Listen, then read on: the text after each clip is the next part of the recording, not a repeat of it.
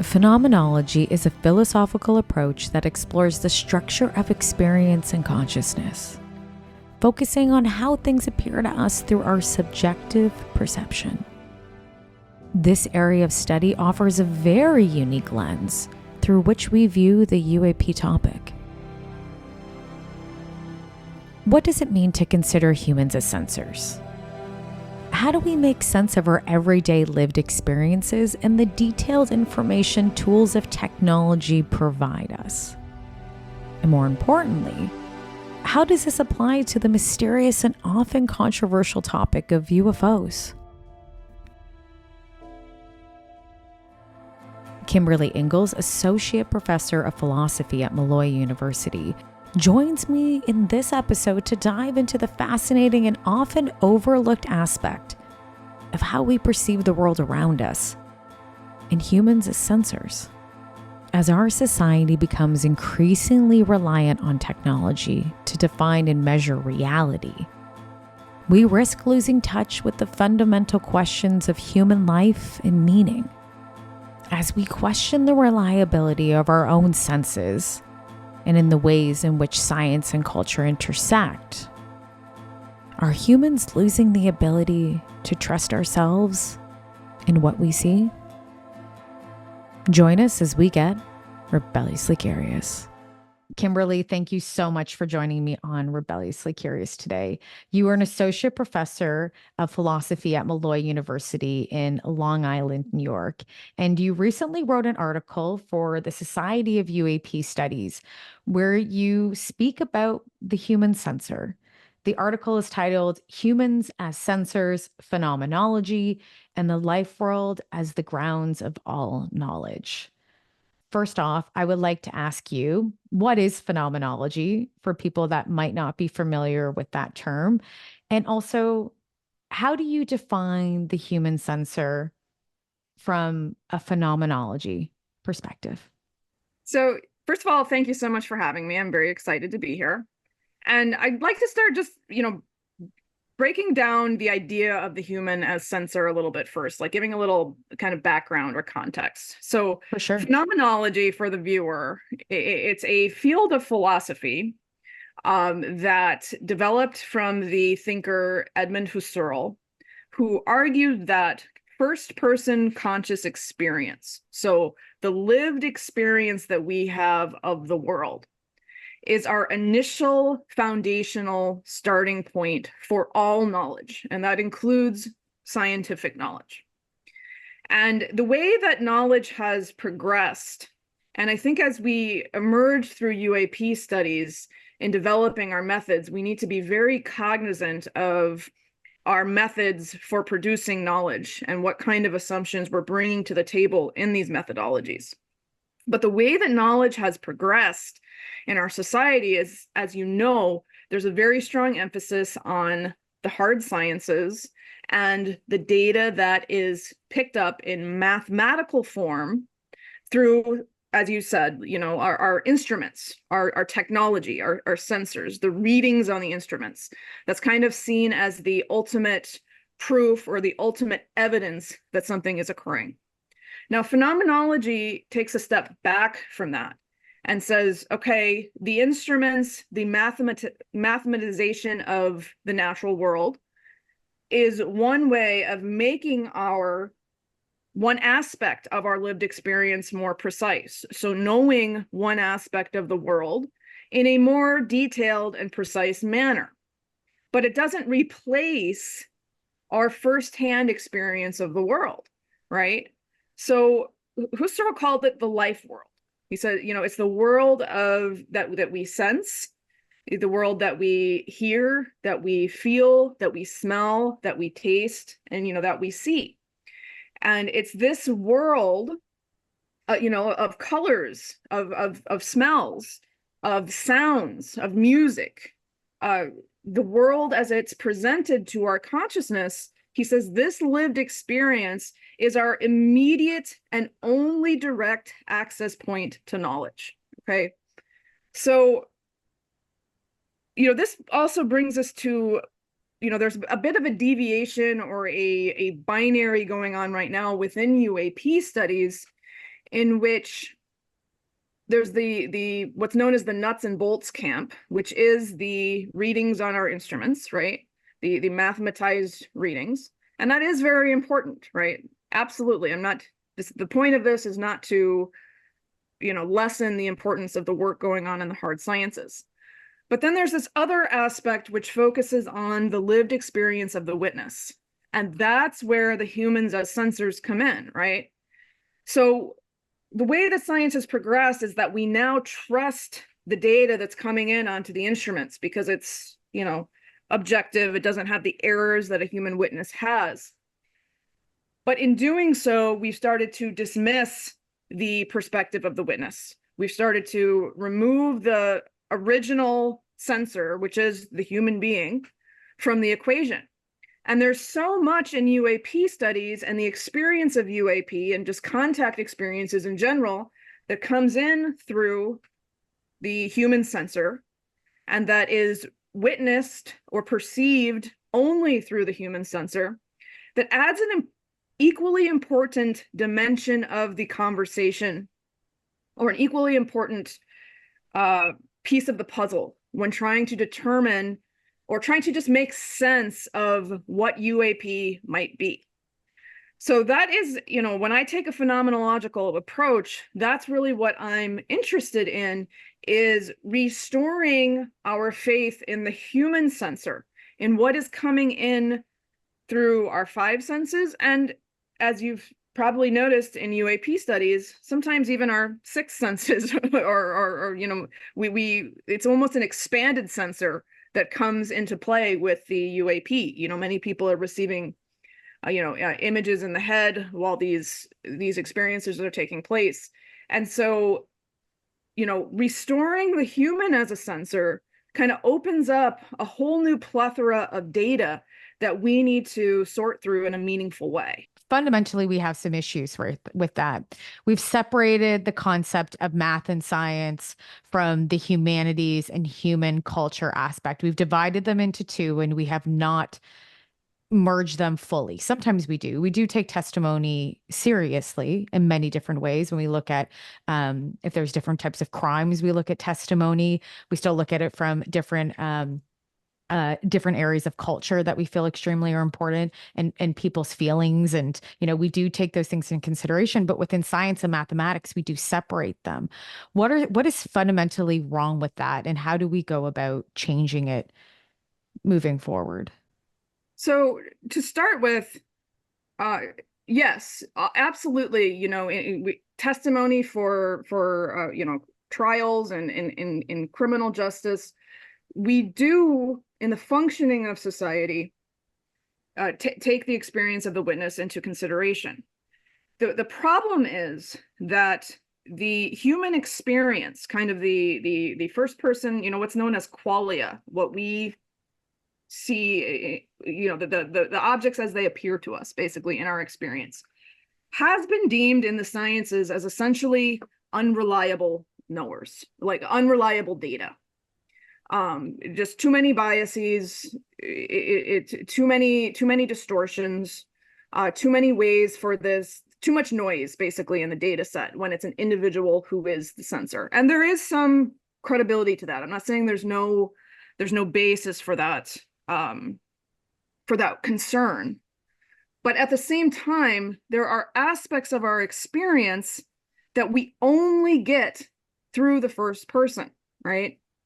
And the study of the human experience, even things like psychology, anthropology, those are typically seen as soft sciences or social sciences. And it's fine to study them in terms of understanding the human being and why the human being acts the way they do, and maybe even getting some understanding of how the human being understands the world. But when it comes to making judgments about reality and what reality is outside of us, those types of judgments are left almost exclusively to the hard sciences, right? The things that are coming through on the instruments that can be seen as, objective, mathematical, and, repeatable in some sense under controlled conditions. And that is the determining factor in drawing the lines of the boundaries of the real and the unreal. I think it's really important that we look at the conversation of what is reality through technology and then reality through our own lived experience, because sometimes they can be similar and sometimes they're extremely different. How do we, I guess this is a hard question. How do we know what truth is, right? And what is truth of that? I think we're all wondering still what truth means in context of the UAP subject too. But how do we know truth? And then through our own human sensor, then, if technology is the real truth that we're saying, then how do we access it, real truth, through our consciousness? Are we able to do that? And is that what we're pushing? That's what society is pushing away now. So the question of what is truth, I mean, that's a huge question. It's I mean, massive, right? we're all engaged in here too. And we want to get to the truth of the UAP matter. I know that's what your podcast is about. That's what all of these studies are about. We want to know what's real and what's not, right? How do we know what's real? Well, the science is relying on that evidence that's physical, that's observable, that's repeatable, and that is, to an extent, objective, right? If it comes in and a reading through an instrument, it's seen as objective. That has been seen as the most reliable. And I will give them that there's the least amount of noise in that data set, right? But then what do you have? You have if you're relying just on the technology to give us the truth, which I don't think it can't alone, right? You have these readings on the instrument, but that world that it's giving you, those readings, is so far removed from our lived experience. How is that giving us the full truth of the matter in a meaningful way? So let me just use an example. Have you watched Skinwalker Ranch? That series? Oh, for sure. Yeah, Yes, okay. I have. Yeah. I enjoy it. I really like the Skinwalker Ranch, but it's very much a nuts and bolts approach, right? They are trying to get the readings, the concrete data on their instruments that's going to prove definitively the truth of what this is. And no matter how much data they're getting there on the instruments, it's telling them very interesting things, right? They've had, speculations. They've identified that anomaly above the triangle, and the strange readings they get on their GPS and all that's odd data. That is not going to substitute or replace all of the human experiences that have happened on that ranch and all of the things that have occurred there and all of the things that people have witnessed there, right?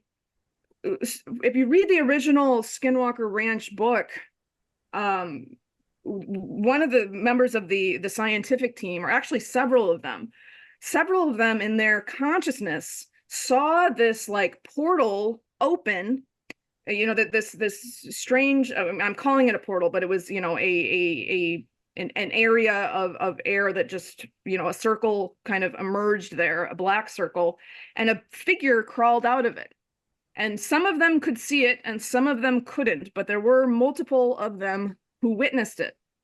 That is something, it was on none of the instruments. Nothing on the instruments picked it up, but several of the individuals there saw that, and it was a multi-witness event.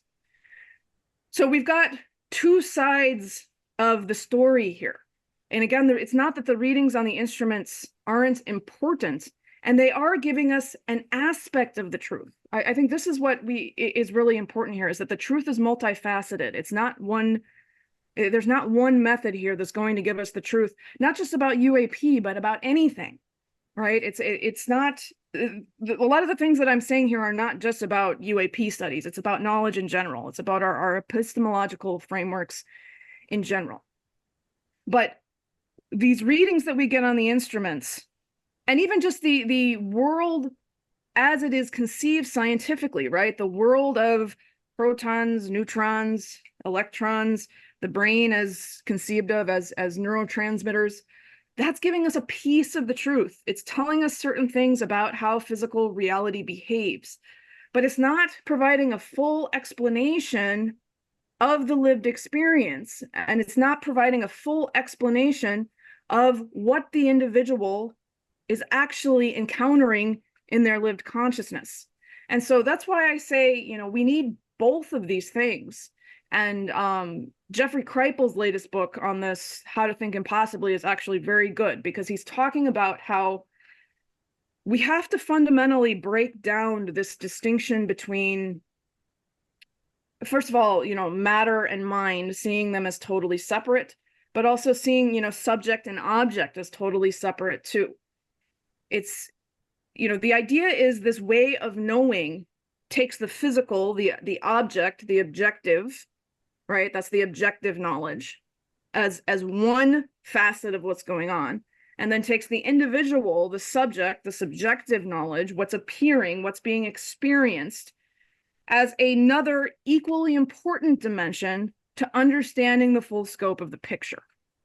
And as I said, I think that this is true in everything, but it becomes even more true in UAP experiences, where what people witness deviates so considerably from what we understand to be physically possible that the instruments are only going to be able to tell one part of the story, one kind of piece of the narrative. So that question about what is truth, well, the truth is multifaceted. Now, coming back to the idea of how do we know what's reliable in our own experience, right? So going back to the idea that, you know, there's errors, right? People can be mistaken about what they see. Even going back to Descartes, he thought, you know, his senses were, when he was doing his meditation, he said, my senses are unreliable. How do I know if I'm dreaming or not? How do I know that, you know, sometimes I think things are really far away and they're actually really close and things like that. And also our senses have been developed for us to survive, not necessarily for us to have access to what is. But phenomenologically, if we're going to use this as a method, we look at the ways that consciousness is experienced in as many individuals as possible. What is appearing in the lived experience of the witness, assuming this is a credible witness, and we can go into, you know, criteria for credibility if you want, but I won't go there now. But if we have a credible witness examining the lived experience, the appearance in all of their senses, whether it's their 5 senses or at times their 6th or 7th sense, sometimes with UAP, and then we look for patterns and we identify things that seem integral to these experiences, and so integral to them that without them, they wouldn't be the type of experience that they are. So that's using the phenomenological method as a tool for detecting patterns through this lived testimony. Is this a tool with no room for error? No, but it's a useful tool to help us start making sense of lived experience. And so right now at the Archives of the Impossible at Rice University, we have thousands of documents of eyewitness testimony. Some of them are letters that were written to Whitley Strieber. Some of them are John Mack's, his transcripts with his patients. Some of Jacques Fallé's files are there. Basically just thousands of documents of what witnesses have come into contact with. And, you know, part of the project that I'm involved with there is we are looking to essentially apply the phenomenological method to, you know, these documents so that we can pull out patterns. So we can look at things that people who had no association with each other, and a lot of these documents came from before even the widespread time of the internet, so it wasn't like they were Googling things, but people who had no association with each other, who had lived experiences that are displaying patterns of information, and trying to make sense of those patterns of information.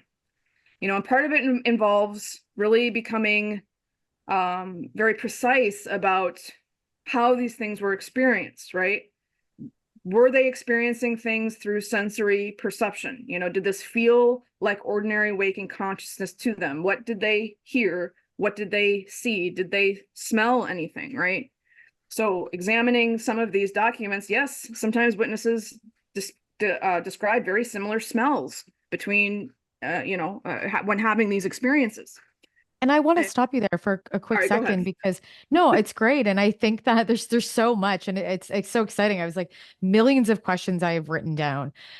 When we look at those experiences, because we've seen this, I've talked to experiencers that have smelled sulfur through their experiences. They've heard the hovering sound over their houses after they've seen alleged UAP. We've seen what they potentially look like if it becomes to a being connection, right? Of a close encounter of the fourth or fifth kind.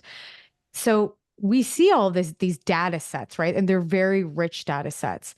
How do we know that the witness is credible? And I know you mentioned that before, because what I've seen speaking to potentially other whistleblowers in the past that I've been witness to and have thought that they're lying to me, but they're pulling from folklore because it's so easy to get your hands on that material when you really love the topic or understand this counterculture or you've dived into it to be able to then insert yourself into the conversation and be able to pull in nuggets and create stories for yourself that are made up.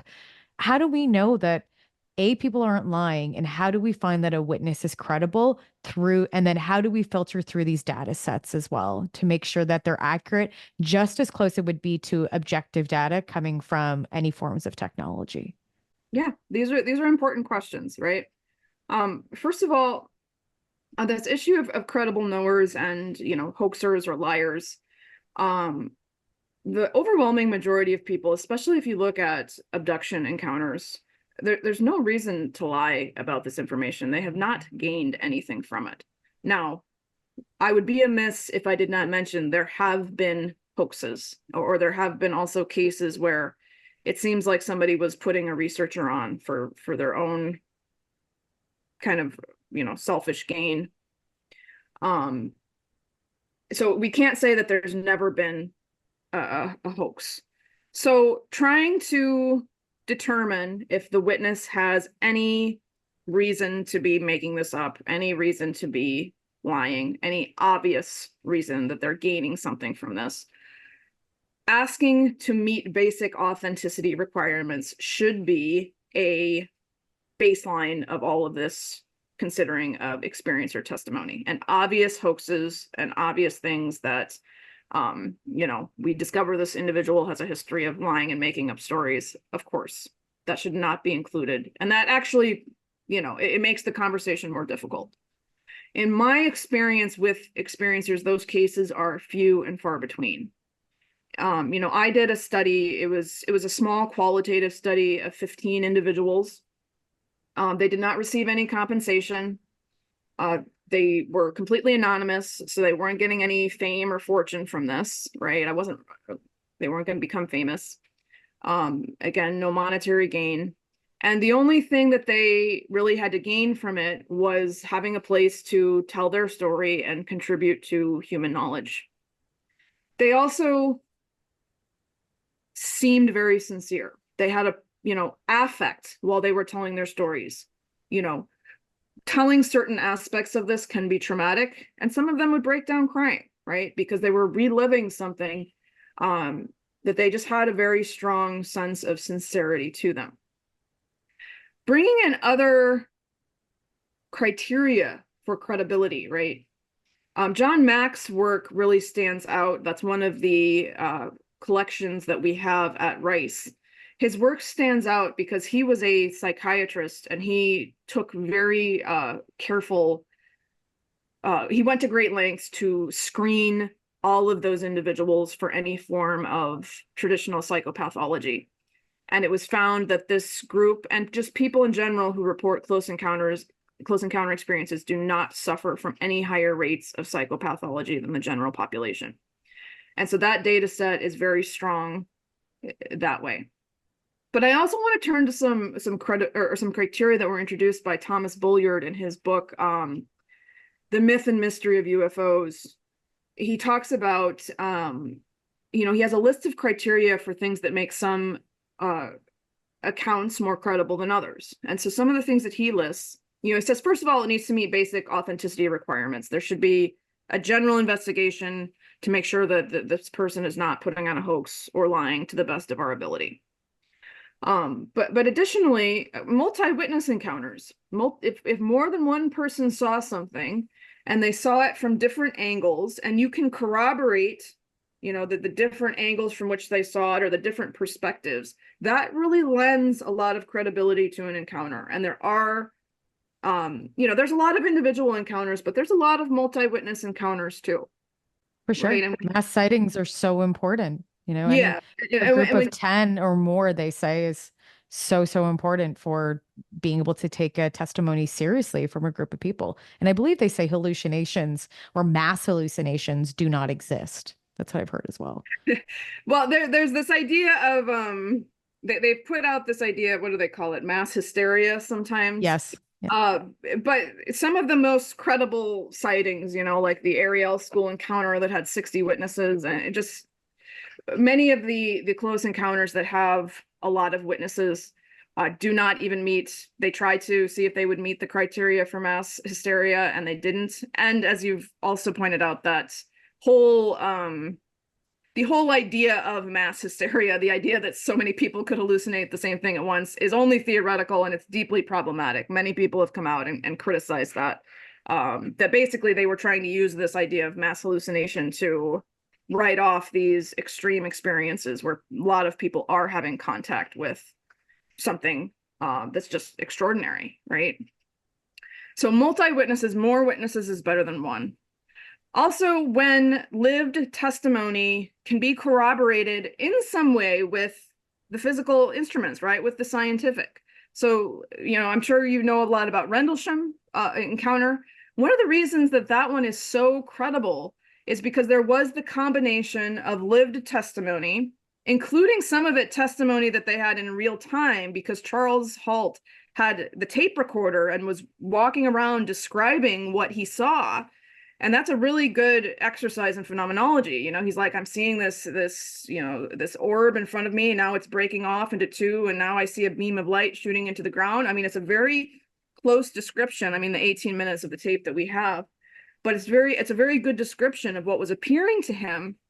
And then there also were, the physical, the landing indentations where that craft went down. They did the measurements there. There were the radiation readings in the ground where it landed, and the corroboration from Jim Peniston and the other witnesses who were there. That adds to credibility, right? He also, Bulliard says we should look for alternative explanations first. If something can be explained by, maybe from what a person describes, sometimes they are very convinced that something real occurred. But the more that you talk to them, maybe you're using the phenomenological method and you're saying, well, what did you hear? Did you hear the door open? Did you hear footsteps in the hallway or something like that? And you uncover that maybe it was more likely that what they're describing might have been, kind of a lucid dream or something like that. Those accounts do happen. Those cases do happen. And we need to be mindful of that sometimes there is a more traditional explanation.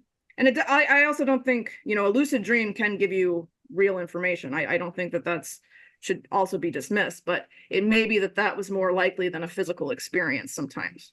And so looking for traditional explanations first and seeing if something traditional might better fit what they're describing, that should also be explored. We shouldn't necessarily jump to, that this is something anomalous right away. We want to cover our bases. Some other important criteria is, again, this is Thomas Bulliard for the viewers. If it shows some consistency and similarity with other accounts, especially things that are not widely known. And this becomes more credible looking at some of these documents from the 80s and 90s where you couldn't easily look up and see, what are the common things that are there for a UFO sighting. Going back to what you were talking about, that humming or buzzing sound is very common across reports. The smell, they sometimes call it like burnt ozone, sometimes a sulfur smell. The vibration that people feel in their body when a being is in the room, right? That is very consistent across accounts. That idea of Michael Masters has called it alien apathy, that when a witness sees something that should be of utmost concern to them, and yet they just, like they lay down and go to sleep, or they just kind of go about their business like nothing is happening, and there's like a UFO right there, or there's a being in their room, and yet somehow they're not nearly as disturbed by it as they should be, right? If I had a being in my room, I would be bouncing off the walls. You should go into fight or flight then. But time after time, witnesses just report, they just kind of see it and they're just like, oh, and they don't have that reaction. It is common, but do you think that actually relates back to be honest, why we don't take testimony seriously? Like, that's a very human thing, I find. And it's sad in many different ways. We see that when people have experiences like that, they shut down. Or when people say that they've had an experience, other people shut down. And instead, we look to science and we look at objective tools to be able to tell us the truth rather than believing each other. So it's interesting that you say that that data point is really similar to what people do to each other. They don't believe each other when they tell them that something has happened to them or they've experienced something, and they say, sure, let's see it to believe it. But then also when you see it to believe it, you don't even believe it. Like, it is a Well, very human quality in both ways. let me just clarify. First of all, I think you're absolutely correct in terms of how we treat experiencers. This idea that they're communicating a story, and, instead of being really interested in finding out the truth of that, we just kind of like, that's weird, or that's impossible is the thing, and what, do you have proof? And by proof, they mean, did you get something on the instruments? And we do turn away. And also, sometimes experiencers themselves, especially abductees, because they didn't want to believe that these things were actually happening to them. I've talked to so many experiencers who said, I wanted to, I went to Dr. Mack because I wanted him to tell me that this was something from traumatic from my childhood that was manifesting into a story. I wanted this to be explained away.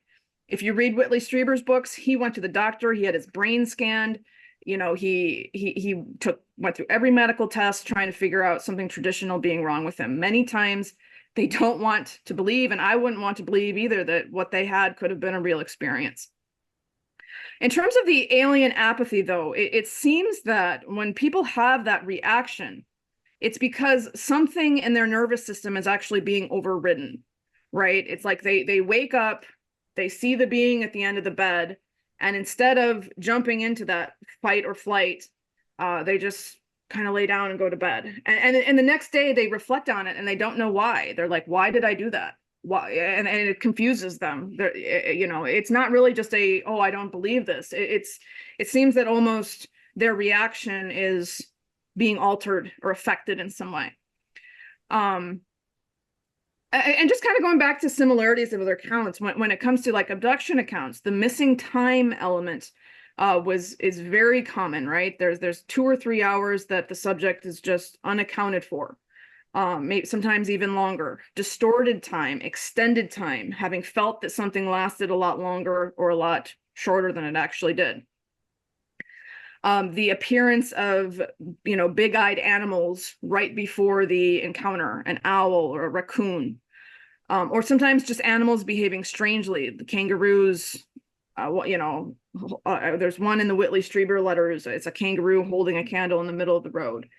These were persistent across accounts, even though at the time that many of these stories were coming out, there was not a way for them to be like cross-referencing them with each other. And this really lends to the credibility. The last criteria of Bulliard's that I just want to mention, in addition to showing these key similarities with other accounts, also, do the accounts deviate from our cultural expectations in important ways, right? Is someone telling an abduction and it just follows the, Close Encounters of the Third Kind movie exactly? Or, is it something that is just following our cultural expectations entirely? That doesn't necessarily mean that it's false, but usually the stories are far stranger than what is in science fiction, right? And so when the stories do deviate from our expectations and from our cultural stories in important ways, that also lends to the credibility of the testimony. It So also I adds to our cultural knowledge and study of this area too. If something is different, that is a different data set point that becomes consistent. We see that culture will pick it up, and there's a culture feedback loop, right? Where culture will go, "Hey, I heard this. This is something new that we've never heard about UAP. This is a new data point or a new experience."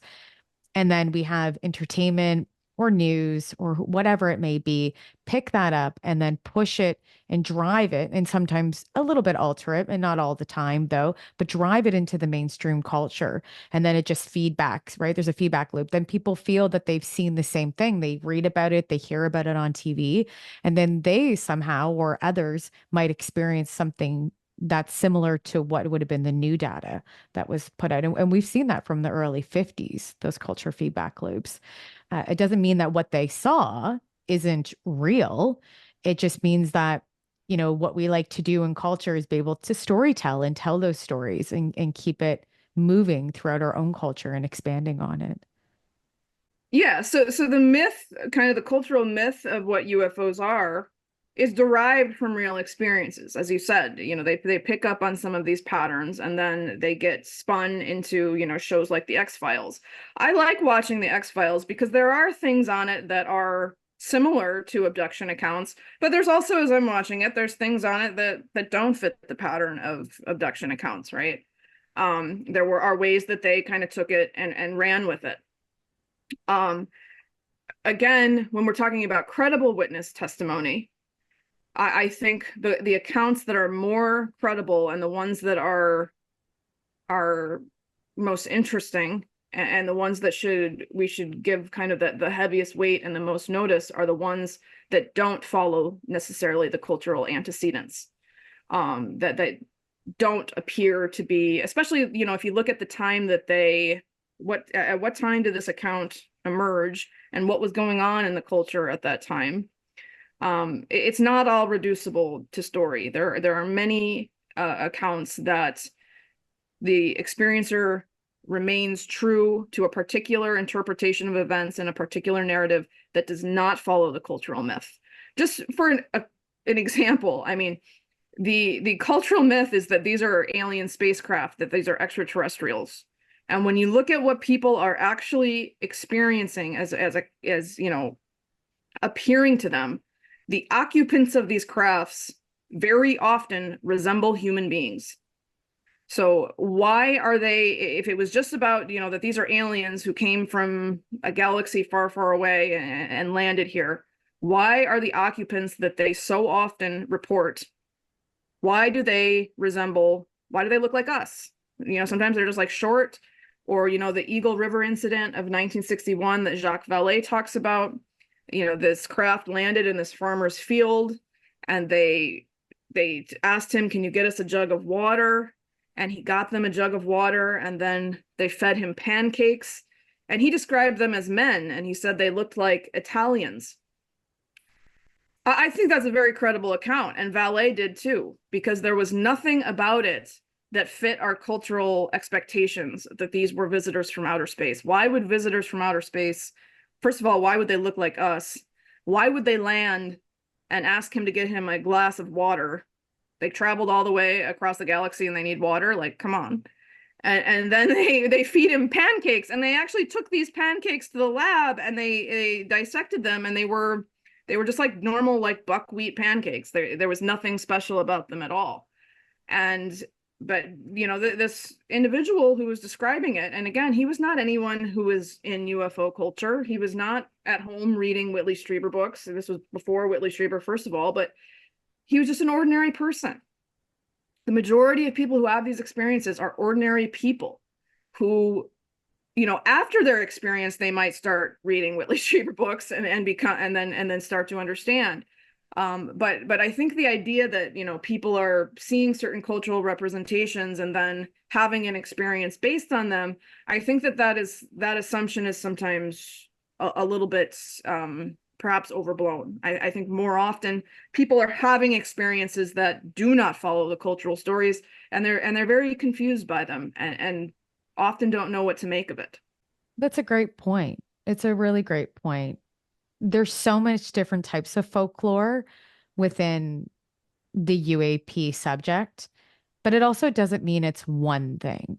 And I love how culture, you were saying this before, the ET theory, right, is pushing it consistently. Like this has to be off planet. When for sure it could be, but it can be multiple different things. It doesn't have to be one player. And we always like to think it's just one thing. I think that people have different experiences and they're probably all interconnected to some degree, but scientists might be studying one area, right? We look at all the things that are happening allegedly at Skinwalker Ranch.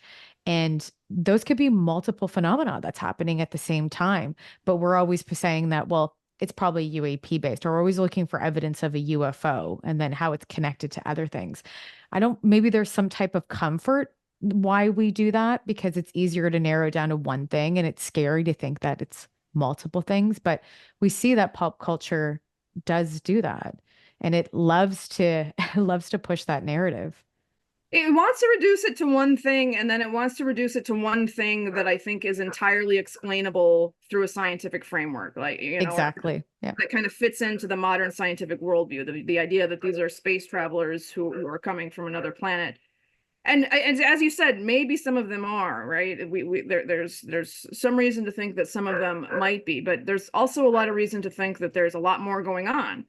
Let's think about the future, right? And I'd like to go back to the human sensor concept because we're really at this point in this crossroads where technology will be in us. We're seeing this right now about the Neuralink. I cover the Neuralink at the debrief all the time if people don't read my writing and my news coverage because I find it to be fascinating what Elon Musk is doing if you love him or hate him, right? But what Neuralink the company's doing is really unbelievable and it's scary and exciting. So we get to the point now where we have the second human that is implanted with some form of technology and brain chip right now that is giving them superhero kind of superhuman abilities, right? The beginning of them being able to play Mario Kart or chess on the computer. It's wild where we're at. So soon our human sensor is, and lack of words, is going to be amped up. So does our human sensor become more reliable then, do you think, when we become transhuman?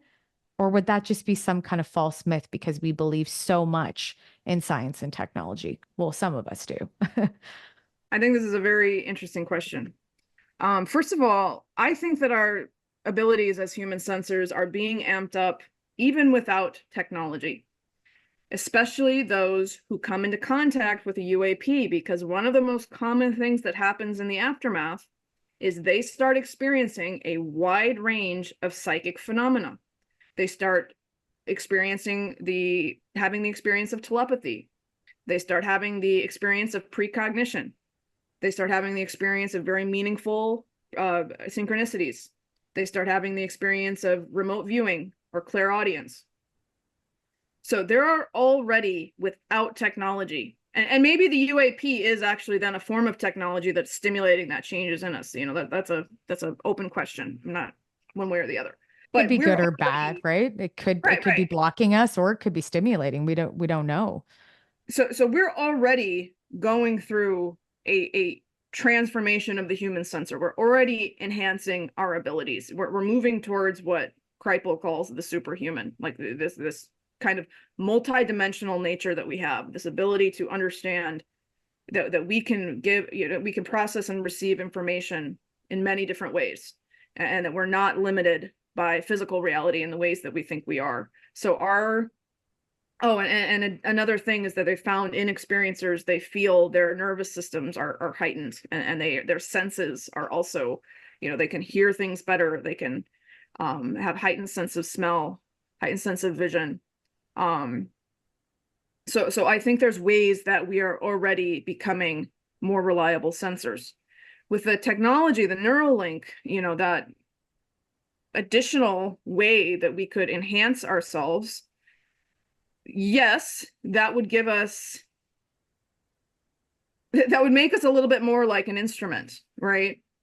So that would give us some of the, if my understanding of it is correct, I don't know a lot about Neuralink, but it's going to give us some of the capabilities that our instruments have. And so it can bring more of that type of information into a way that's processable for us.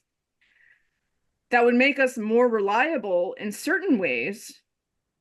But I also don't think that that is going to replace the human organism and the varieties of conscious experience that we have in our biological bodies. And that includes, these experiences of altered states of consciousness, whether they're induced by a UAP or not. I don't necessarily like the word mystical experiences because it brings a level of like religion that I don't necessarily think is, and it turns some people off, but I think that true knowledge and true data is being retrieved in these extraordinary conscious states that some people describe as mystical, or that some people just describe as having a divine element. And so yes, when we extend ourselves with technology, we're giving ourselves more capabilities, but we're not replacing our biological sensors, and we're not replacing the abilities of our own consciousness and the ways that it's already evolving and that it's already expanding without necessarily merging ourselves with technology. The next point I'll make on that, though, is that some of the beings that are encountered seem to be, some form of AI. Some of the individuals get the strong sense that they're interacting with, like a mechanical being, or maybe are beings that have merged themselves with technology in some way, right? Merged their conscious experience with technological experience. So it could be that are coming into contact with this intelligence, whoever they are, and again, we're probably dealing with multiple different groups that they might be. It's possible that we're coming in contact with beings who have already merged themselves with technology in the ways that we are talking about doing right now. Well, we've And seen that though, too. We've seen that, we look at implanting chips in us, but we haven't heard this in a while. But I believe in the early 90s and in the 2000s, people were saying that they were getting chips inside of them, and we were seeing fragments being pulled out by certain doctors that were working on this type of research. So, and yeah, yeah. absolutely. Right.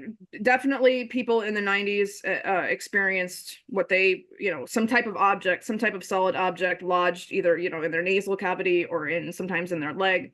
And some people did cut these out. As far as I know, when they tested them, they didn't find anything, you know, smoking gun of what they were. I think they were, the ones that they did analyze were common materials. Again, that doesn't mean that the way that they were functioning in that body wasn't something extraordinary. But absolutely, people have found solid objects in their bodies after they had a close encounter experience. And as we were talking about different hypotheses for these beings, one of them is the future humans hypothesis, that this is us coming back from the future. And maybe this is us coming back from the future after we've merged ourselves with technology in a pretty significant way. The issues of merging ourselves with technology, and I know this is straying a little bit from your original question, but I don't think it's separate from the UAP issue as a whole. I think we're asking fundamental questions about what are the boundaries of the human, what are the boundaries of our conscious experience, how do we alter those, how do we become cyborgs more than we already are, because we've already extended our conscious capacities quite considerably just with our phones and what we're doing right now. But as we continue to merge ourselves with technology, are we going to see ourselves kind of transform into having similarities with the types of beings that we see in association with UFOs? Right. And what does consciousness mean at that point, too? Because Elon Musk has recently spoken on Lex Friedman's podcast, Love What Lex is Doing. And Elon Musk speaks about how at some point the Neuralink will, upload memories. So this physical body will only be a shell. So technically, we would live together, live forever, sorry, together, would live forever, and we would move those memories because that's really what it is. We are our memories, right? We live in the past. We try not to. We try to live in the present daily, but there are times that we are living in the past, right? And we're thinking of the future. So those memories are so important to us, if they're accurate or not, because that makes us to who we are, and potentially what is being human, or what is human, right? Are those memories. So when the shell of our body is non-existent, we can move those memories potentially in the future. I don't know if I want to be alive when this happens, into another shell or into another unit. And that, does that mean you're consistent living? And does that mean then that, like, there's just so many questions to that. And then what is consciousness then? I want to just comment on consciousness a minute, because Please. I think that consciousness is foundational to understanding this entire UAP issue. And when we look at the phenomenological analysis, when we look at what people report in these experiences, and I'm going to get back to what you brought up, but I want to go here first. Yes, When we please look at do. what people report in these experiences, there's a lot of dimensions of these experiences that suggest that consciousness is not coterminous with the body. They have experiences that take place partially out of body. They're out of body with the being, and then they, go back in their being, or they meet the beings out of body, and then they come to physical reality, and the beings are there in physical reality. And if you even look at the studies in the literature on near-death experiences too, there are instances where individuals have produced veridical information when they were reported being out of body. And again, going to the experiences that some individuals have with the UAP, where they experience, telepathy with the non-human beings. They report an experience of a mind scan where the beings look them directly in the eye, and they upload their memories, and it goes both ways. They download the memories back and forth. Maybe that's some completely advanced technology, but there's so much about these experiences that suggests that consciousness is not limited to a body, and is not necessarily limited to an individual brain. And so the idea that consciousness could transcend the body, I think, is already there without the Neuralink uploading our memories. I think a lot of UAP experiences, when you look at what people are reporting in a meaningful way, shows that we are more than just the body, and the consciousness is more than just the brain, and maybe even fundamental to understanding reality as a whole. The idea of kind of merging our consciousness with technology and living forever in that way, I think that represents at some level, the fundamental fear of death, and wanting to, it kind of being the ultimate victory for us to be able to transcend it in some way, right? And say, oh, losing this whole sense of self that I had, and losing this, as you said, all of our memories that kind of construct us into who we conceive ourselves to be. That's a fundamental fear, and thinking that we could transcend that through merging our conscious with technology. I think that's something that humans have been doing forever. But I would encourage us, and I'm speaking as a collective, to just step back and see the ways that we are superhuman already without, merging our consciousness with technology. See the ways that experiencers who have come into contact with UAP and their occupants are already stepping into a transcendent understanding of consciousness. Most of the experiencers that I talk to have absolutely no fear of death, because they've seen they've experienced consciousness, as I said, as not coterminous with the body, and they've become very content with understanding that this is a temporary experience, and that consciousness does not necessarily need a human body as a host. And if it doesn't need a human body as a host, then of course, maybe technology could also serve as a host. But what other things are already serving as hosts? So I think as we move into this, age of the cyborg and age of becoming transhuman through, merging ourselves in these technological spaces, that we also step back and look at what is already happening and what is being reported by individuals who come into contact with UAP and their occupants and are having these very superhuman, transcendent experiences in the aftermath. Nice. Thank you so much, Kimberly. Honestly, we could keep going too. I probably could talk about this for forever, to be honest. And I know we're at our at time right now, but thank you so much. I love that you're having these conversations about what is life world in connection to the UAP phenomenon and looking at the body and looking at the human as being something just as important as scientific data, and that we should be able to trust ourselves and trust each other when people are saying that people they're having experiences, but also taking it seriously and looking at it as a legit data set. So I'm very curious to hear what the work that you're going to be doing coming in the future with looking at all the different types of testimonies coming forward and seeing what those collective data sets look like. So please bring that back to the show, because I would love to discuss that with you. And thank you so much for being rebelliously curious with me today. Thank you so much for having me on. I've really enjoyed this.